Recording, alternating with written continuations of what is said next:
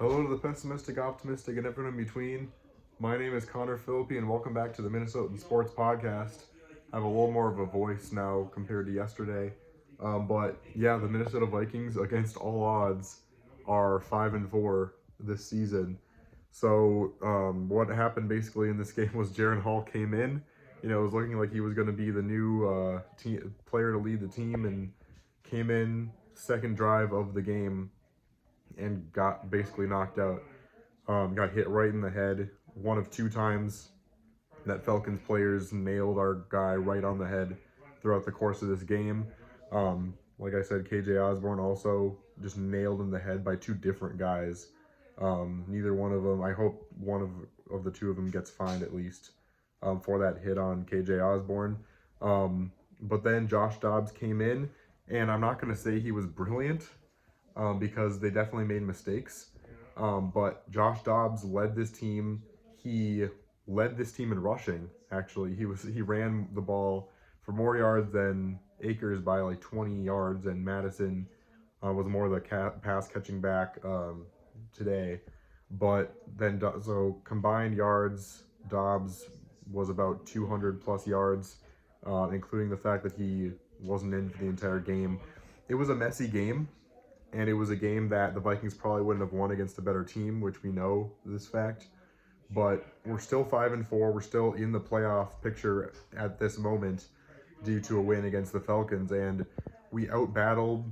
We knew it was going to be a battle between two teams defensively, and the Vikings won the turnover battle, and that was really the part that won us the game.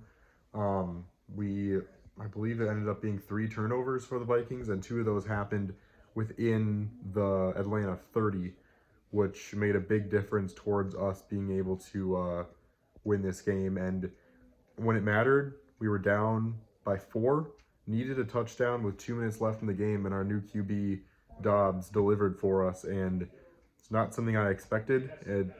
Very welcome, exciting game where at certain points in this game I was like, man, we have to tank, and we have to just go to next season. And the Vikings today made us kind of convinced that we don't necessarily have to do that. We can try and fight for these 6th or 7th seeds and see if we can maybe pull off a miracle and get something going in the playoffs. But it's going to have to come through the defense if we're going to. Obviously, Dobbs was able to get the job done with the cards he was dealt, but the defense dealt him some very good cards. And we needed a guy that was capable of coming in and doing that and making things happen when he was put in a good position. But, obviously Dobbs is not going to be able to put the team on his back and win games against really good teams where the defense doesn't play well. Obviously the defense is going to have to continue to put us in good positions throughout the rest of the season if we're going to have any chance of winning more games. But the Vikings are above 500 for the first time this season, and they go into a game against the Saints where it might be another defensive battle against Derek Carr and the New Orleans Saints next week.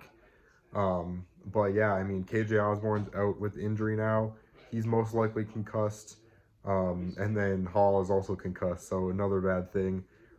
Definitely noticed the loss of Darisaw today, but thankfully we're able to battle back from it. And that was one of the benefits of having a mobile quarterback in this game. Obviously, Kirk would have done a better job. That point's clear, but there were different areas of this game where having a running QB was a huge impact. So we were able to win the game through multiple different factors, and not much other to say. But let me know what you think in the comments. Vikings now have 4 still very winnable games coming up. If the defense plays like this, we might have a shot in all 4 of those games, and we could potentially still battle for the playoffs. But thanks so much for watching this one. Again, let me know what you think, and I'll see you on the flip side.